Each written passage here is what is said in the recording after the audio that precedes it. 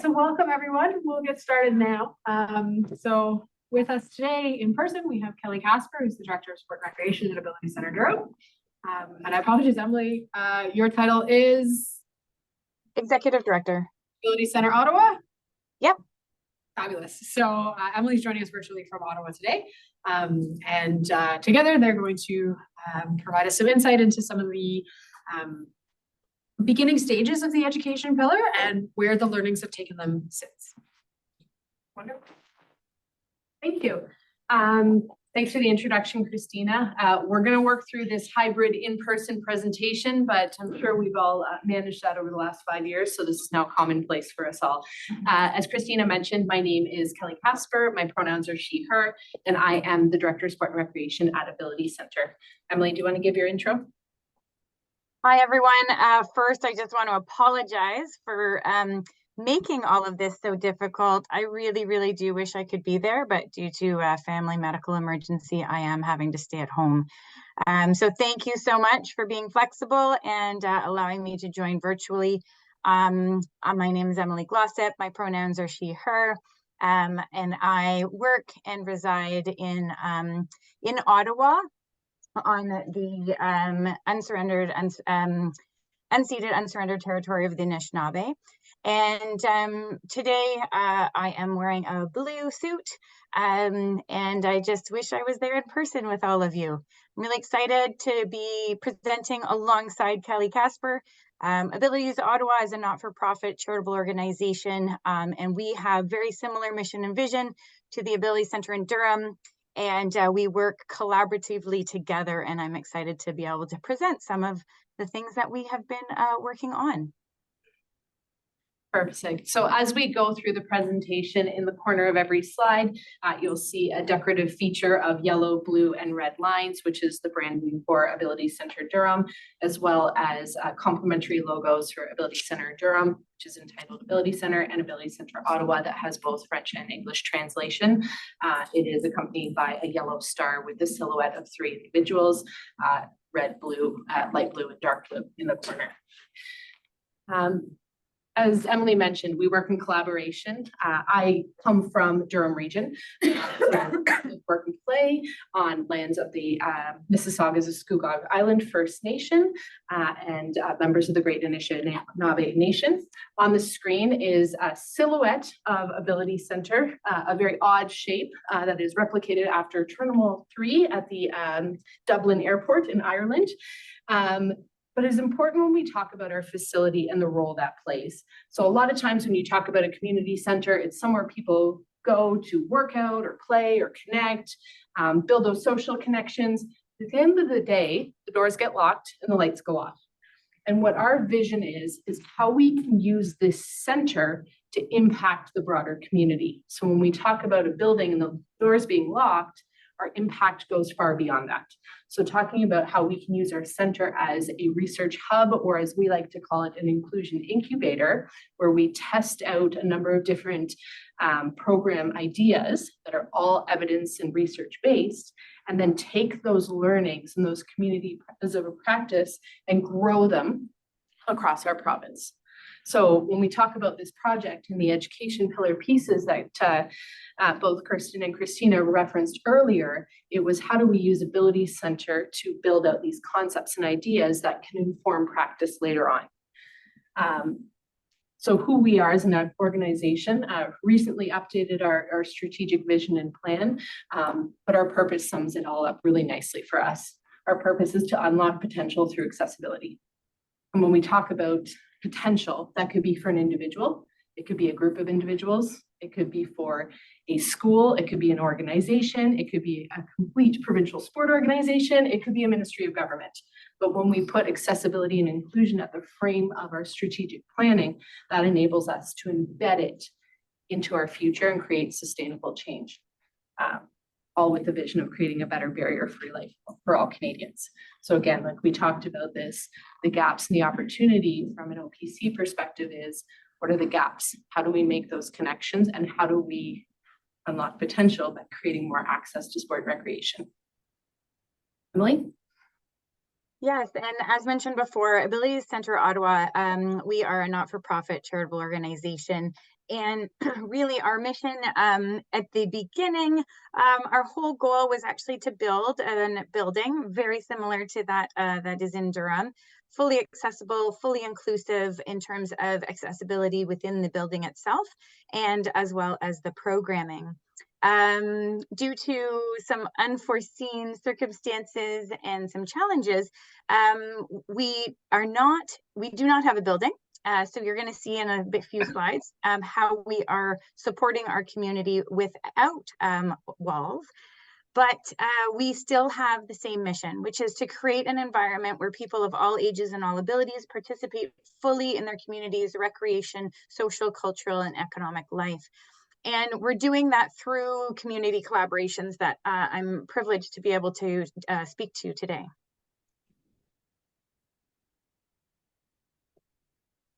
So we hope to, our goal with our collaborations and all of the connections that we're making within our community is to really create a more inclusive community as a whole, looking at our society as a whole, making sure that everyone feels welcome and everyone is included in whatever it is that they hope to do when it comes to healthy, active living, their engagement and participation or competition in sport, as well as independence and lifelong learning. And so I'm very pleased to be here.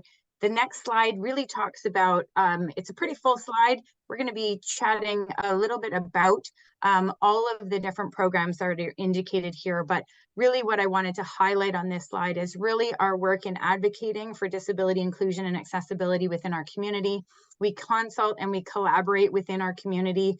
And we do that when it comes to program development. We do it within the schools for curriculum development, as well as facilities. So we, yes, do not have our own facility here, but we're consulting with major builds within the Ottawa area to ensure that they are fully inclusive and accessible. And we also engage in research. And we do a lot of education, some of which you'll hear a little bit more about later on. And then one of the key important priorities within the programming that we offer is that we are always engaging those with lived experience in everything that we do. So let's get into the pillar in 2018. So early inception, and as Christina mentioned, at the time she was at Ability Center, I had the opportunity to work alongside her and learn from her, but was very much involved in building this project out. So obviously giving credit where it's due. The goal when it started was to enable teachers to deliver para-sport in their classrooms, giving all students the opportunity to participate and benefit from involvement in physical activity. Before we started, we looked at the research. What is the gap? What do we have access to and what do we need to learn? So a survey was done right on the onset of the project that gathered insight from 21 teachers on the value they place for physical activity or physical education in the school, the importance that students with disabilities had access to that information, and their comfortability for working with students with disabilities. So 19 out of the 21 teachers that participated in the survey reported that they do work with students with disabilities. So it wasn't a complete out of the blue concept for them to think about. But when we drove a little bit deeper, only 2 teachers, so 10% of the group, reported to have received specialized training about teaching physical education for students with disabilities. Now, we all know when we introduce something new or that is outside of the frame of your comfort zone, there is a fear, right? Fear of the unknown. If I don't know what I'm talking about, I won't deliver it because I don't want to be wrong. I don't know how to do it properly. So that was a gap that we needed to address, was how do we fill that education and that specialized training that teachers were looking for. 57% of the teachers did not feel ready to teach physical education for students with disabilities, and 90% agreed that they needed more training. 81% of the teachers reported not having access to enough resources about physical education for students with disabilities, including a lack of awareness of the CPC fundamentals curriculum. So something that within the space of sport and recreation, specifically parasport, we were aware of the resource and the value it had, but teachers didn't know about it. For the workshop, teachers did not feel prepared to teach activities in the fundamentals resource. So we sent it to them. We had them read it over. They said, oh, great, there's a resource. I don't feel comfortable reading this and implementing in our classroom. So another key pillar that had to be addressed from the onset of this project. So what did we do?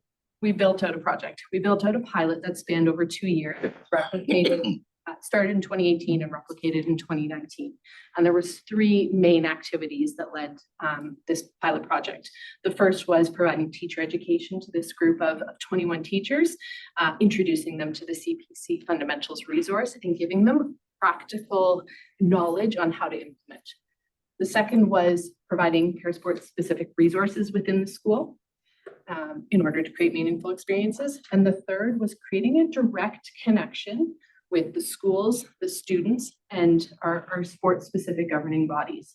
So we are creating a linkage that provided knowledge and expertise and a link to further or sustained participation in the community or identification for a parasport development pathway. So our teacher education day, we started with the survey, as mentioned a few slides earlier. But we brought these 21 teachers into Ability Center for a full day of training. The day started off with concepts centered around physical literacy, so understanding the value and the importance of movement and understanding variations. So multiple different ways to achieve a goal so that everyone had choice and autonomy over how they participated. They felt a sense of belonging and they felt empowered to be involved. Second piece that we introduced was the CPC fundamentals resource itself. We had a lot of support from Ontario Cerebral Palsy Sport Association and Ontario Blind Sport, who came in and provided some training and education to the teachers. So again, that direct linkage between our sport governing bodies and the teachers to leverage that knowledge and expertise.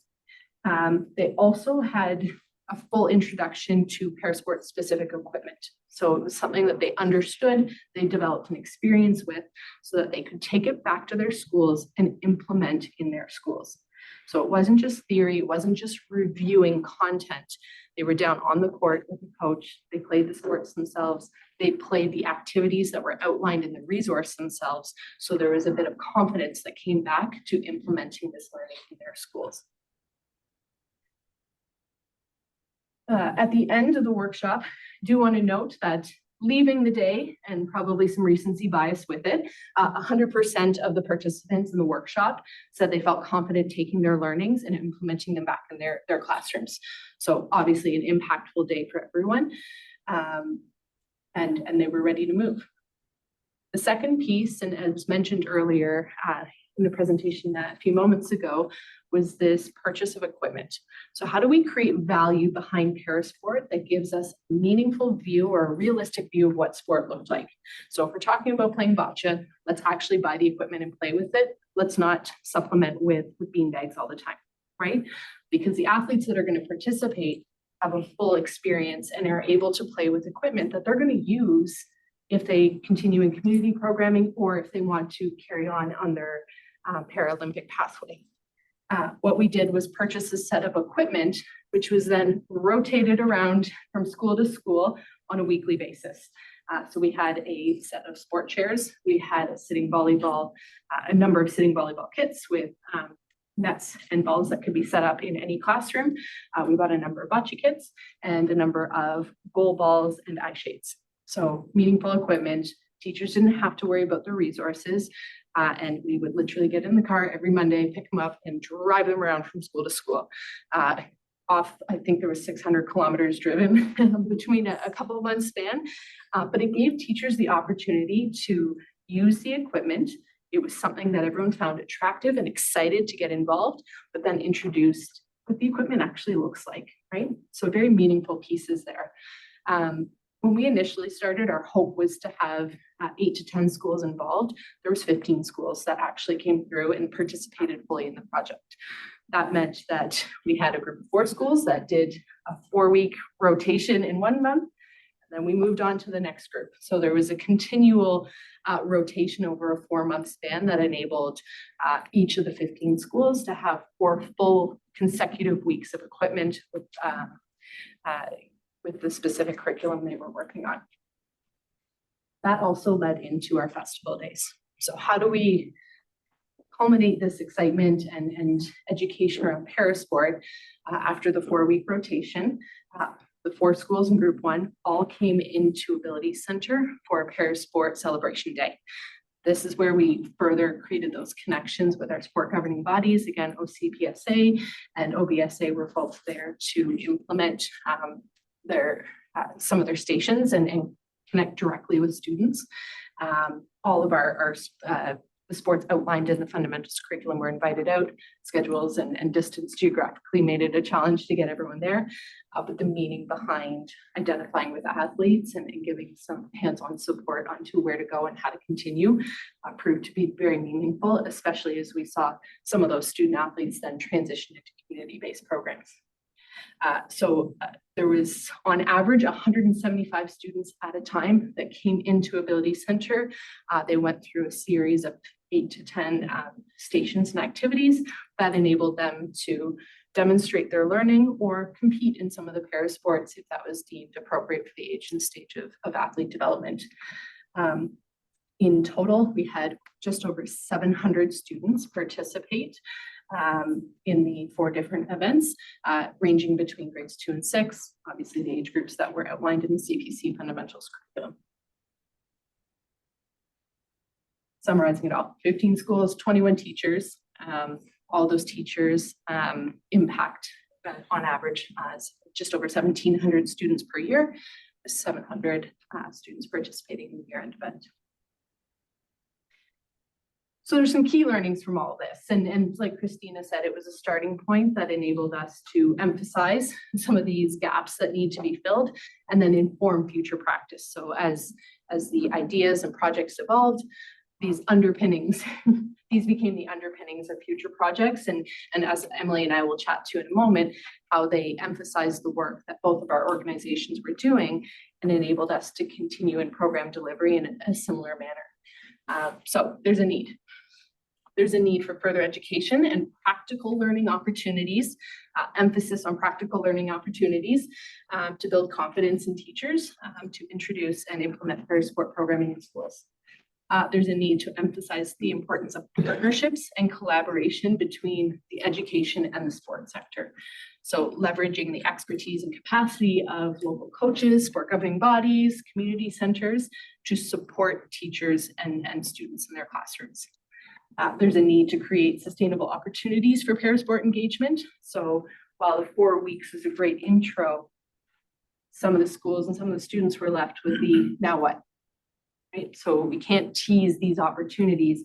We need to create sustainable outlets in our community or within the school. So whether that is through continued delivery of parasport education in the schools, whether it's field trip opportunities, intramurals, extracurricular activities, we need to create sustainable opportunities for involvement. And then obviously the need for accessible and parasport-based equipment in schools. So what we found was when we were able to rotate wheelchairs around and bring them into schools, there was a whole group of students who had typically been sidelined because they didn't have a way to participate until the wheelchair was readily available for them. So that was an important learning for us. And to be completely frank, a number of those chairs are still residing within schools because there were students that had that need to participate. So we've left them in the school system in Durham region in order to create opportunities. Now, as we get into our impact, and I'll turn it over to Emily in just a moment, a lot of these key learnings have helped to reinforce a lot of the work that both Ability Center in Durham and Ability Center Ottawa have built our programs on. I do need to note that with the support of Canadian Tire Jumpstart, we've been able to continue this involvement and grow our impact across Ontario and in some circumstances across Canada. But a lot of this knowledge and education has enabled us to impact over 130,000 children and youth across Canada. So as we kind of summarize the project, we want to talk about what we've done since 2019 to ensure that these key learnings have continued to be at the center of our decision making and our program offerings. I'm going to do a quick summary. Emily is going to get a little bit deeper from an Ottawa perspective because I'm sure you're sick of hearing from me. But what we have done is continued the development and delivery of parasport field trips with direct link to community sport programs. So if we are going to go and offer a parasport field trip, we will not do that unless there is an outlet to participate in the Durham region. So we've really been focused on, as mentioned in our second bullet point, hiring local staff with lived experience with disability or lived experience as a para-athlete to lead these. So giving opportunity for meaningful employment, but then enabling that recognition of the local coaches that are going to help students transition into their community-based programs. That's been really important for us. Continuing to develop off of major activities. I see Dawn at the back of the room. So obviously Durham Region and Ability Center being very much involved with the 2019 and 2023 Parasport Games and the legacy initiatives that have come out of both of those very successful events. But how do we create sustainability in our schools, whether it's building a fan base or creating opportunities to stay engaged? A lot of pieces centered around school-based activity there. And then how we're using research to identify student athlete interests to inform future programs. So really getting into focus groups and co-developed research that enables students with disabilities or coaches with disabilities to tell us where the gaps are and what we need to fill. So where we prioritize a lot of times fully inclusive or integrated programs, we're taking a step back to learn from our students with disabilities if that is the environment that they want to be in, or if they prefer a segregated environment to only be with other para athletes. So very much important to foster our decision-making process along the specific needs of students and athletes. Thanks so much, Kelly.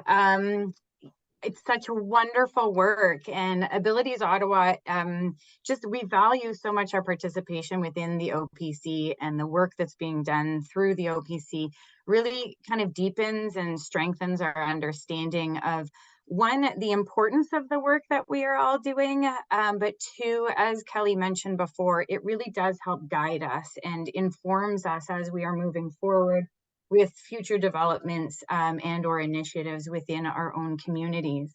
So the next few slides are really going to highlight just some of the programming that we are doing here in the Ottawa area. And they are as, you know, we try and do things together and collaboratively, and we look at the communities across Ontario, and we understand that there are so many communities doing so many wonderful things, but we're all different. And so we have to look at innovative ways in which we can provide these kind of programs in all of these different communities, whatever way they look, and whatever kind of resources and are available within them. So as I mentioned before, Abilities Ottawa, we do not have walls. And so we actually the joke is that we're a bit of a traveling roadshow. So our field trips look a little bit different because we're actually taking the equipment to the schools versus the schools coming in to the center like they do in Whitby. And so we have had a parasport education program that's been running for the last 5 years. And I would say we've had quite significant growth within the program over the last 3 years. And on the screen, you have 4 different photos. One on the left is youth from one of our high schools playing wheelchair basketball. On the top is actually a PD day for educators. So we do professional development and offer our parasport education programming. It would be our multi-sport opportunity there, where we're actually sharing a multitude of different sports. We are ensuring that they get that experiential learning opportunity with the equipment, just as Kelly was mentioning earlier how important that is. With the equipment, and we engage our athlete ambassadors. So I'll speak to that a little bit in the next slide, but it's an opportunity for the teachers to learn all about the inclusive nature of parasport and how they could potentially engage and embed parasport opportunities within their phys ed curriculums. On the bottom, we have para ice hockey. And so this is actually a very new program to Abilities Ottawa and our complement of programming. We have always done wheelchair basketball and multi-sport within a gym facility. And then just last January, we now have a full complement of 24 sleds and sticks and all of the equipment required in order to offer parasport, para ice hockey experiences within the schools and community as well. And then on the far right-hand side of the screen, I hope it's the same for you. I see that I'm backwards on mine. So we have a student playing bocce with all of our equipment during one of our multi-sport stations. So the programming itself, it offers those experiential learning opportunities for students and teachers, but within their own schools. As I mentioned, we travel to them. We do have the multi-sport opportunity, wheelchair basketball, and now the para ice hockey workshops. And last year we were able to serve over 40 schools, 6,300 students, and about over 500 teachers. Like Kelly mentioned too, a lot of what we're finding is this need for equipment. And so there are some schools who we will consult with, whether it's to purchase equipment, and we work with hopefully we try and work really with our local vendors for equipment purchases to ensure that the schools have access. And we're actually trying to really promote, like in goalball, they have the school kits. And so we try and promote that within our presentations in the schools. And then for some students, if we do find that a piece of equipment would be extremely beneficial for them, we work with the school either to borrow equipment from us and or purchase equipment to support the needs of their students. So it really does link to that supporting that translation of knowledge into practice with the experiential learning opportunities, and providing practitioners and teachers with the tools and supports that they need in order to be able to support their students in the classroom. We can jump to the next slide. The next slide is just a picture of all of our wonderful athlete ambassadors. So as I mentioned earlier, one of our key priorities is to always engage those with lived experience. And so we have amazing local athletes in our community who support our programming. And some of them, the one actually on the top, I'm very upset I'm not going to be there because James is going to be speaking tomorrow at the OPC Summit. And James is a local athlete from Ottawa who we provided programming within the school, supported his journey through sport, and now he is working with us as an athlete ambassador within our program. So super excited to have him on board now. The next slide really talks about this whole importance of our community collaborations. And we all talk about it. And I really, again, upset I'm not there because all my amazing community collaborators are there, and those who we collaborate on a provincial level, and you know, gain insight from each other and support each other in our own growth and development within our programs. And you know, I don't think we can do it without each other. So I'm super appreciative to everyone who's in the room. I can't see any faces, so hi to everyone, and great appreciation for all of your support as we have grown here in the Ottawa area. On the top of the screen, you have our Junior Ravens wheelchair basketball program. And that's actually on another slide as well. I'll speak just directly to that collaboration. We have Miracle League on the far left-hand side, fully accessible baseball diamond. So ensuring that they have the equipment that they need to run some of their programs and even some of their fundraisers. Another example of that is on the bottom. We work alongside Wheelchair Basketball Canada. So I don't know if Sean is in the room, but Sean Liebeck is an amazing collaborator here in the Ottawa area. And we support each other within programming to make sure that any time that there's equipment needs for a wheelchair basketball event and or fundraiser within the community, that we are there to support.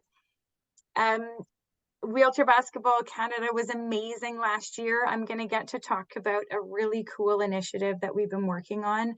And in celebration last year, we were able to bring the national team, a few of the national team players, into a specific school. And they got an opportunity to learn from the best and even compete alongside some of our national team players, which was an amazing experience. We also go into healthcare facilities. So the middle picture is us just actually last week at the rehab center, providing the first in-person workshop that the Ottawa Rehab Center has been able to hold since COVID. We were super excited to get back in and work with the local program here, Ottawa Wheelchair Sports Association, Ottawa Carleton Wheelchair Sports Association, as well as Sean was there present from Wheelchair Basketball Canada in order to introduce a number of people to the sport. The other important link is really that community link, and that link from education, healthcare, and sport. And I really do feel like it's a bit of a triangle. We have education, we have community sport, and we also have education sector. And I really do think that there is a huge need to build and support the relationship between that triangle, because all of the kids, they are in our education system, they're also in our healthcare system. And we need our educators and our healthcare providers to be aware of and understand where the link is in the communities to those programs. And so on the bottom, you'll see we're outside actually. And this was a really wonderful conference called Breath of Fresh Air, put on here in Ottawa. And it was an opportunity to speak to healthcare providers as well as educators in and around inclusive sport. And so we, luckily, due to all of our wonderful partners in the community, we were able to access a number of adapted sports equipment from all of the different sports and have it basically showcased at this summit to be able to link those people to all of those wonderful community-based programs.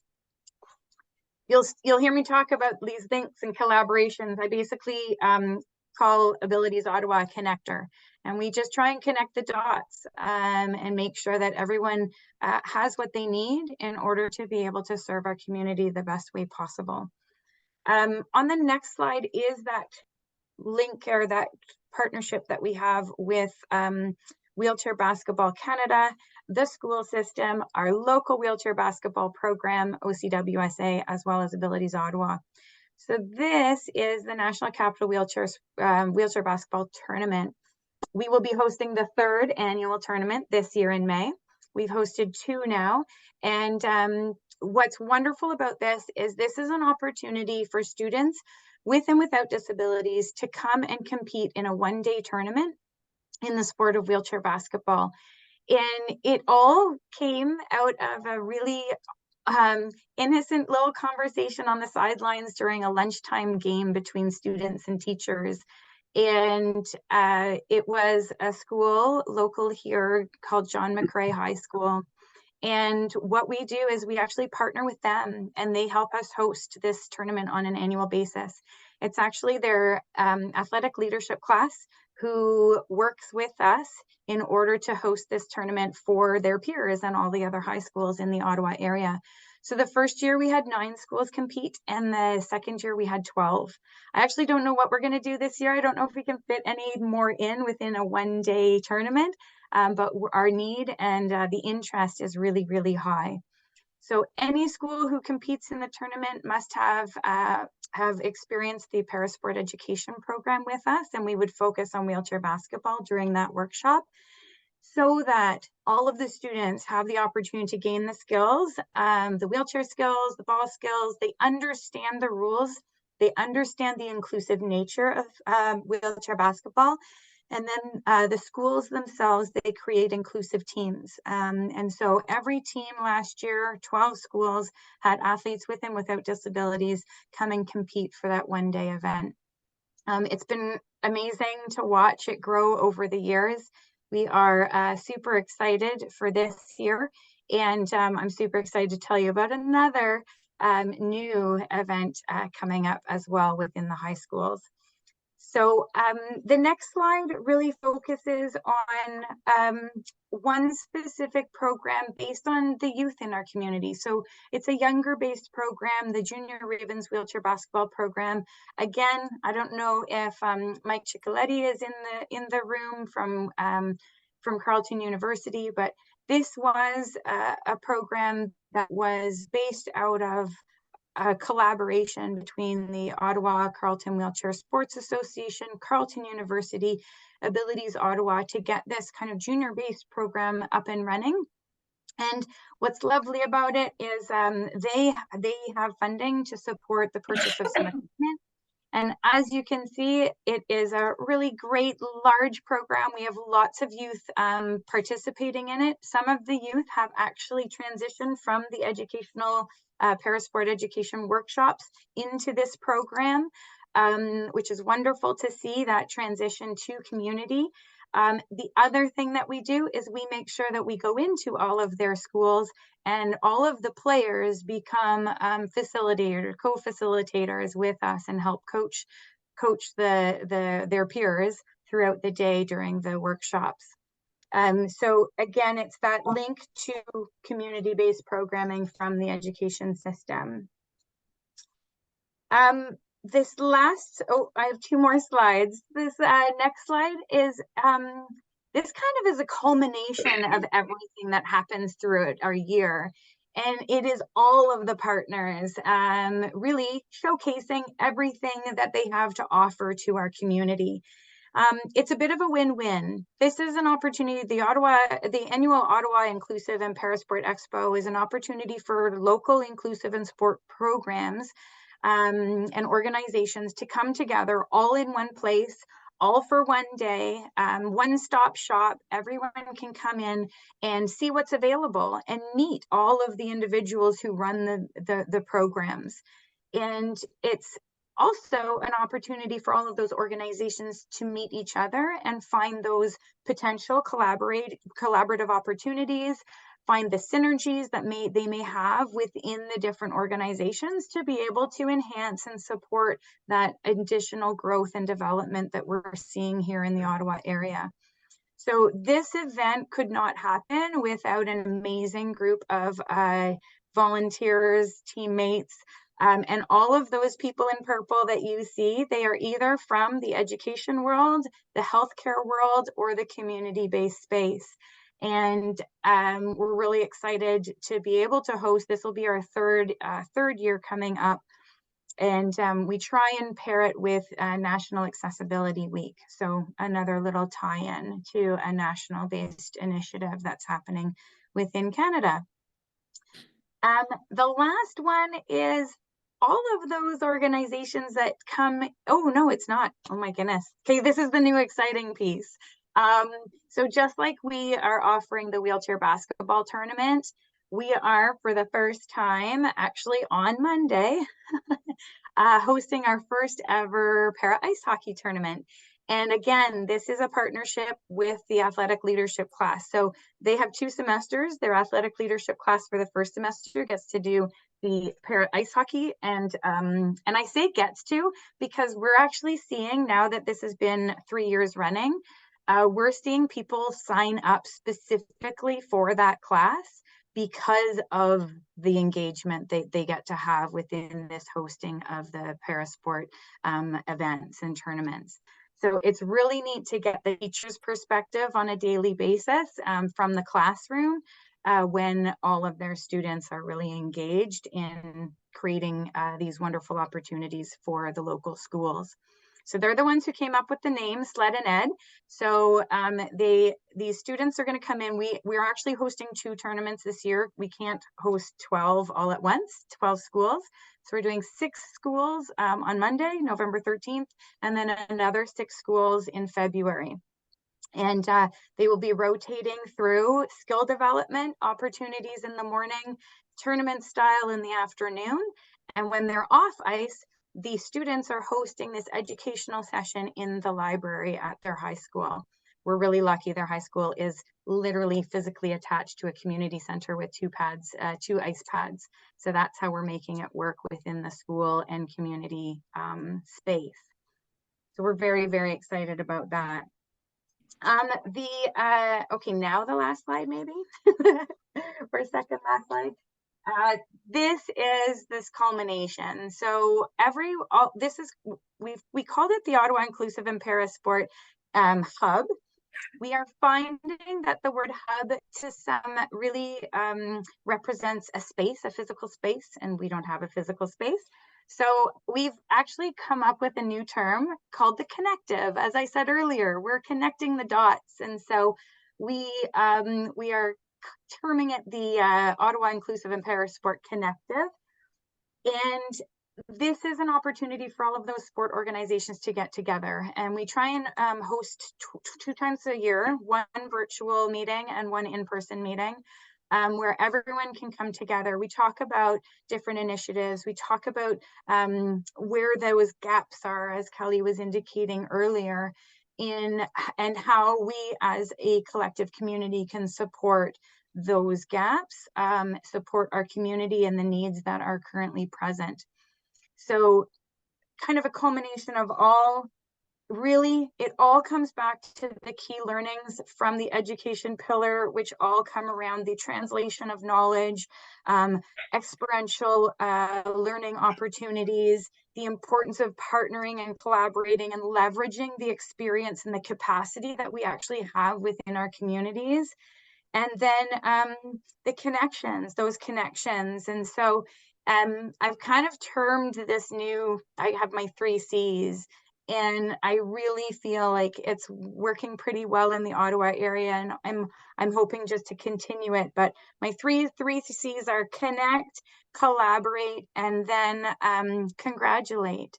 And so we connect each other, we collaborate with each other, and then we can't forget to congratulate each other for all of the work and all of the effort and time that goes into it. Because developing new programs and working as a collective is not always easy. So making sure that we congratulate and celebrate together when it comes to the accomplishments.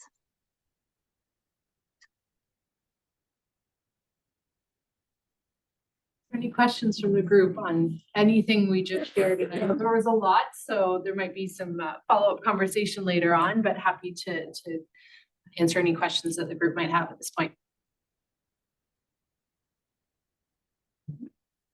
Just that thorough. I knew that we had to finish by like 2:40, so there was times for his questions. So sorry if I raced through things. Well, I might have a question. I'm just wondering how to get involved as an individual coach with schools and stuff, because I've actually contacted the phys ed teacher at my daughter's school. And I think Abilities Ottawa actually went there last week and did the whole wheelchair basketball thing. My daughter came home and told me, and he was very, excited. And I told him what I was doing as a para-triathlon coach. And he said, well, I'll pass your name to the head of athletics or something. But I'm just wondering, is there a way that, we can go in, because I'm looking for athletes at the grassroots level. So it's not basketball and it's not the other more mainstream, I guess you would call it, sports, but just wondering if there's some way to get connected. And I think an easy connection maybe is to follow up with Emily directly, because she has those pre-existing relationships with the schools. And I think that's an important piece. And I know I'm going to guess I'm seeing Alex to my left, you're right, from Sophia. There's some good connections and entry points into schools. And I know that's a piece that a lot of us speak about, whether we're community centers or sport organizations, is how do we get into the schools? And I don't think there's a one size fits all answer to that. So I think if you've got a connection to a teacher or another coach in the school, leverage that relationship, right? Your relationships are going to help you go in and prove concept. If there's other organizations in your community that are working in schools, I think it's the collaboration approach to say, you've gone in to do wheelchair basketball, can I bring in triathlon, right? And it's leveraging, and that's a sustainable education piece. Or it's those connections that we'll foster throughout the next, for today and tomorrow, with who's in the schools, what connections do we have, and how do we build on those pieces. So I very much didn't answer your question, but I think the important piece is to know that there's multiple ways to access schools and to be able to impact on that level, but it's all about relationships and leveraging those opportunities. Emily, anything to build? Yeah, no, I would also just add, so I'm gonna guess that that was maybe South Carleton High School that we were at last week. So there are also very key, we are learning within our navigating of the different schools, there are key teachers that are just huge advocates within our community. And so if you would like some help in kind of identifying who those advocates are, who are really working on creating that inclusive space within their school system, feel free to reach out anytime. I'm more than happy to have that conversation and also engage you in the work that we're doing within our parasport programming if you're a paratriathlon coach. So yes, would love to meet you.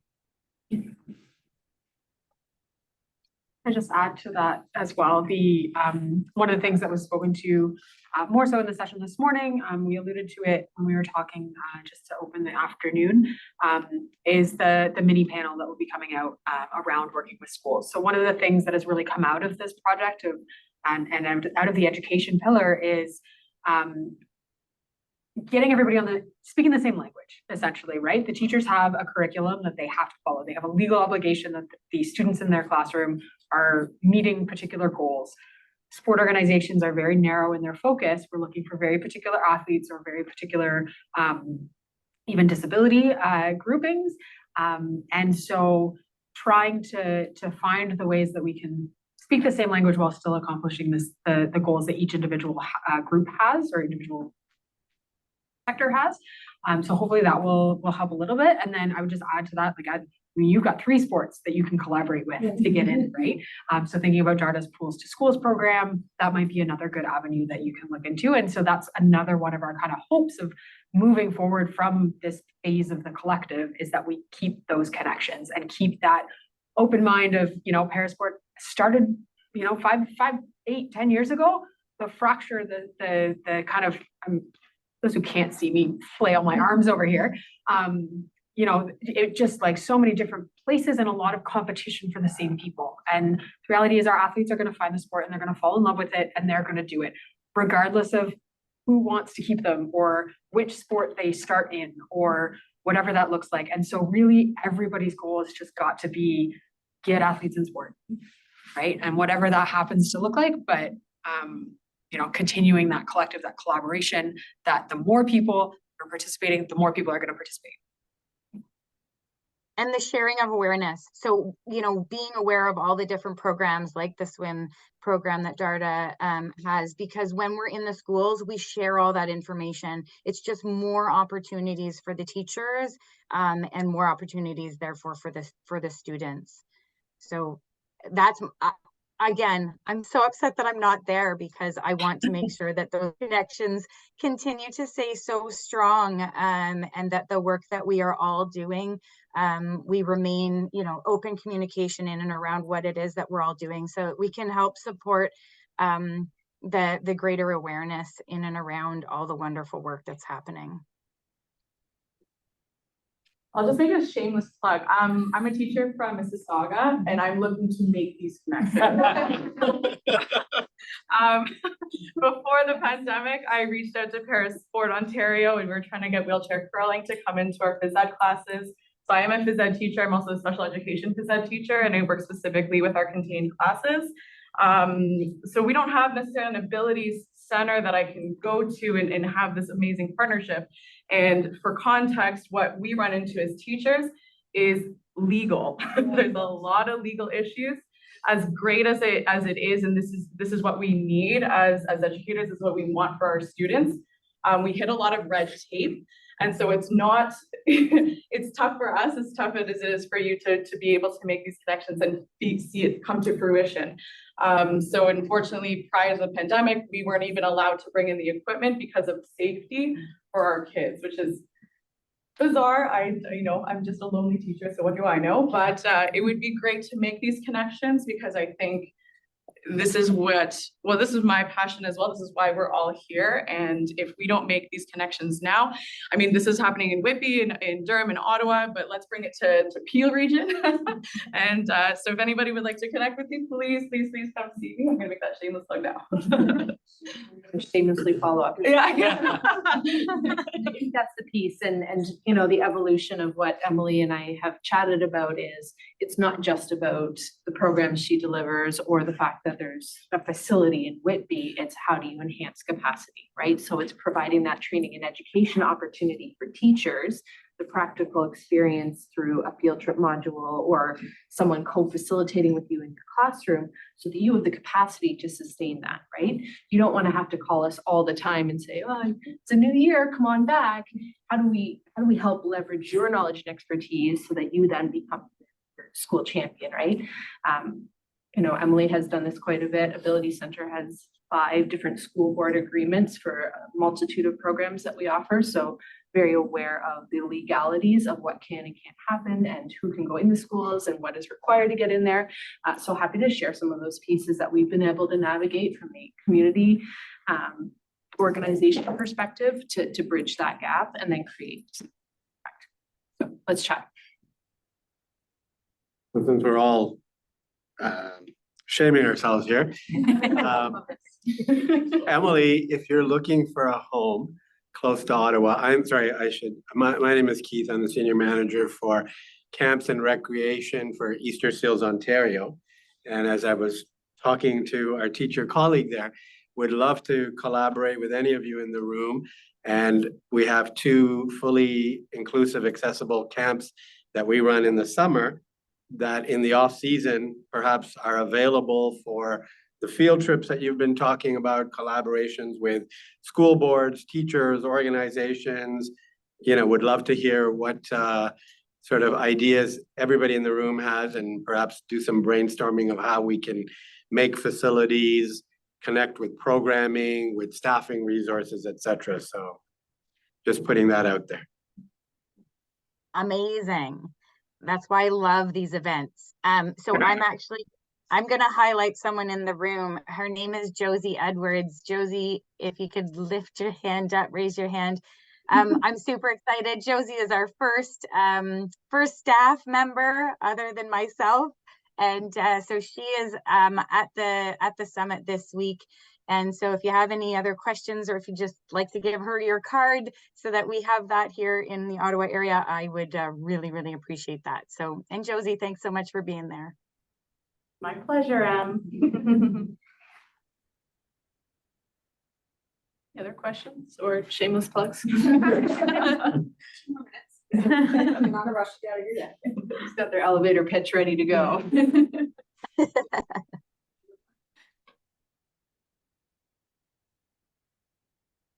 Perfect. So we can give everyone their 2 minutes back, but I think there'll be opportunity for conversation as we depart the room. And I think lots of opportunity for the future, right? So I think key learning is collaboration as a collective, and let's make sure that sustains in the long term. So thank you so much, Kelly and Emily. I miss our days of driving all around Durham. The same song came on the radio every time we drove. It was actually every time Havana comes on. Yeah. I think of Kelly in our days sharing an office. So thank you so much. We appreciate both of your time. Thanks, everyone. Have a wonderful summit. Thanks, Emily.